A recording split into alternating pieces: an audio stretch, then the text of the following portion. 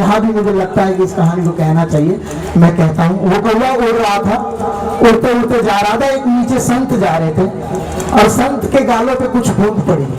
संत ने ऊपर देखा तो कौवा, तो उन्होंने अपने योग बल से कहा कि कौवा तुम नीचे आओ। वो कौवा नीचे आ गया, बोला कि महाराज मैं आपसे कुछ कहना चाहता हूँ। संत ने कहा कि मैंने भी तुम्हें इसलिए बुलाया है कि आखिर तुम्हारी आंखों से बूंद कैसे गिर गई।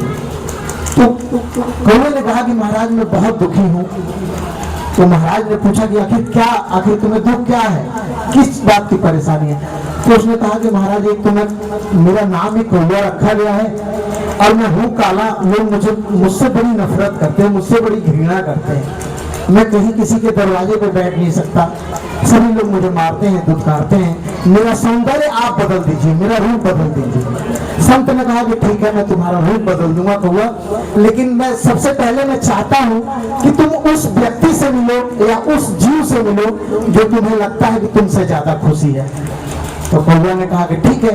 तो संत ने कहा कि बताओ किससे मिलना चाहते हो। तो कौवा ने कहा कि मैं बगुले से मिलना चाहता हूँ। तो संत ने कहा कि क्यों। तो बगुला बहुत गोरा होता है, लोग उसको बहुत जो है कि देखते हैं तो लोग उसको बहुत प्यार करते हैं, लोग सेल्फी लेते हैं, लोग फोटो खींचते हैं। वो सुबह की पावन बेला में जब नदी के तालाब में सुबह सुबह वो मछलियों को पकड़ रहा होता है तो लोग सुबह की पावन बेला में उसको देख के मोहित हो जाते हैं, उसकी सेल्फी लेते। संत ने कहा कि ठीक है तुम कौवा तुम जाओ और बगुले के पास जाओ और उससे पूछना कि क्या तू अपने इस रूप से सौंदर्य से खुश है। वो पहुंचा बगुले के पास और बगुले के पास पहुंच के बोला कि मैं बगुले से कौवा बोला कि मैं कुछ काम के लिए आया हूँ। बगुला बोला कि क्या काम है बताओ। तो कहा कि मैं तुमसे एक बात पूछना चाहता हूँ बगुला। तो बोला कि क्या। तो तुम अपने रूप से खुश हो।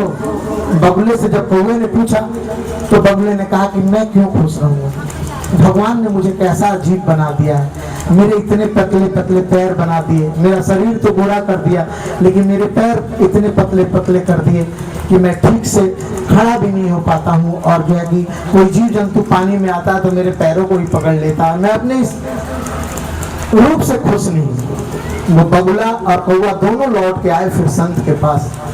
संत ने कहा कि कौवा क्या तुम बगुला संतुष्ट है। बगुला ने कहा कि नहीं ये संतुष्ट नहीं है। फिर संत ने कहा कौवा से और बगुला से दोनों से कि अच्छा ये बताओ तुम दोनों यदि संतुष्ट नहीं हो तो तुम किससे संतुष्ट हो। तुम उसके पास जाओ, तुम्हारा रूप मैं वैसा बना दूंगा। तो दोनों ने डिसाइड किया, कहा कि हम दोनों जाएंगे तोते के पास, क्योंकि तोता बहुत प्यारा होता है, हरा होता है, उसके जो है कि बोल में भी इतनी मिठास होती है कि लोग उसको घरों में रखते हैं, बड़ी उसकी सेवा करते हैं, दूध पिलाते हैं। संत ने कहा कि ठीक है तुम जाओ। दोनों कौवा और बगुला दोनों पहुंचे तोते के पास और तोते से बोला कि हम एक प्रश्न के लिए आए हैं। तोते ने कहा कि बताओ। तो दोनों ने पूछा कि क्या तुम अपने रूप से खुश हो। हमको तो लगता है कि तुम बहुत खुश हो। तोते ने बोला कि यार भगवान ने मुझे कैसा रूप कैसा सौंदर्य दे दिया, एक तो पूरा रंग हरा हरा कर दिया। मैं पेड़ पौधों में बैठ जाता हूँ, मैं छिप जाता हूँ, हरे हरे पत्तियों में दिखाई नहीं देता। ऊपर से लोग जब मुझे पकड़ के ले जाते हैं तो मैं आजादी से रहने वाला पक्षी, मुझे जो है कि पिंजरे में कैद कर देते हैं लोग। उसने कहा कि मैं भी अपने सौंदर्य से संतुष्ट नहीं हूँ। तीनों लौट के आए संत के पास, बगुला भी, तोता भी और कौवा भी। संत ने कहा कि तीनों तुम संतुष्ट नहीं हो।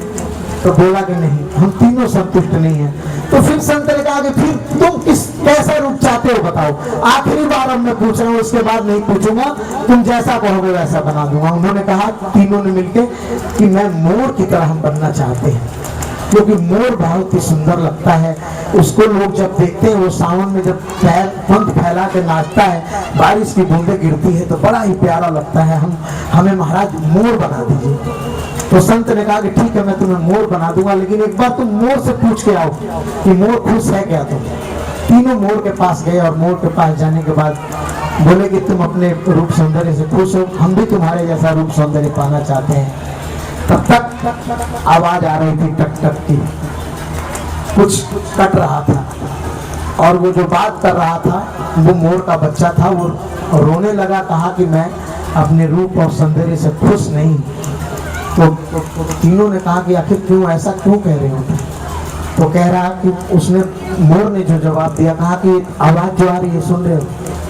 तो तीनों ने गौर से देखा तो आवाज आ रही थी। तो तीनों बोले कि किस चीज की आवाज है? तो उसने कहा कि शिकारियों ने मेरी माँ को पकड़ लिया है और मेरी माँ के पंखों को उधेड़ा जा रहा है और उधेड़ के उनके पंखों को काटा जा रहा है, तो मैं कैसे खुश हो सकता हूँ? वो रोने लगा, उसका जो मोर का बेटा था वो रोने लगा और ये तीनों रोने लगे।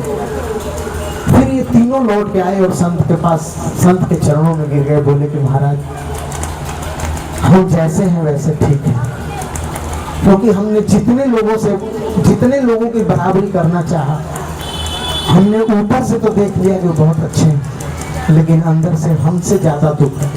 संत ने कहा कि कौआ, तुमको तो कोई बोलता नहीं है, कोई मारता नहीं है, कोई टोकता नहीं है, इस बकुल्ले को लोग जो है कि आराम से खड़ा नहीं होने देते हैं, इस तोते को कैद कर देते हैं, उस मोर को लोग, पक्षी को काट देते हैं, पंख काट के अपने घरों में सजावट बना देते हैं। क्योंकि मेरा इस कहानी का, इस कथा कहने का तात्पर्य यही है कि हमको ये लगता है कि मेरे अंदर ज़्यादा दुख है। आज मैं नहीं जाऊंगा चर्चा में, लेकिन उससे भी बड़ी बात है कि लोग आपसे भी ज़्यादा दुखी हैं, वो यहाँ आते हैं और यहाँ दुख का निवारण होता है। दूसरी बात, कभी भी आस पास अड़ोसी पड़ोसी की, मेरा पड़ोसी नहीं जा रहा चर्चा में तो मैं नहीं जाऊँगा, ये कभी मत सोचिएगा, क्योंकि भगवान ने आपको सर्वश्रेष्ठ बनाया है। अपना जितना भी आपने समय इस गुरु को दिया वही आपका है, वही आपके खाते में जमा होगा, अन्यथा आपके खाते में कुछ जमा होने वाला नहीं है। आप जानते हैं ना कि सिवाय इस दुनिया में बांस के अलावा कोई साधन नहीं है शमशान तक भी जाने का। लकड़ी मजबूत चीज है, सागवान की लकड़ी जो हम घर में लगाते हैं अपने दरवाजे में कि बहुत मजबूत है, उसको क्यों नहीं बनाया जाता कि बहुत मजबूत है हमारे अंतिम यात्रा के लिए? लोहा मजबूत चीज है, क्यों नहीं बनाया जाता? लेकिन परमात्मा ने एक बहुत ही सुंदर तरीका दिया सबको ये समझने का कि इस स्थान पे आओ और मेरे धाम को चले आओ। तुम्हारे लिए मैंने सारी परंपराएं बराबर कर रखी है। जब तक तुम जीवित हो तब तक तुम भेद करते हो, ये मुझसे अच्छा है, ये मुझसे बेहतर है, मैं इससे अच्छा हूँ, मैं बेहतर हूँ। लेकिन तुम ये समझ जाओगे कि जो वहां पहुंच गया वही बेहतर है, जो शिव की चरण में चला गया वही बेहतर है, अन्यथा कोई बेहतर नहीं है। आखिरी भजन और फिर दुआ करते हैं।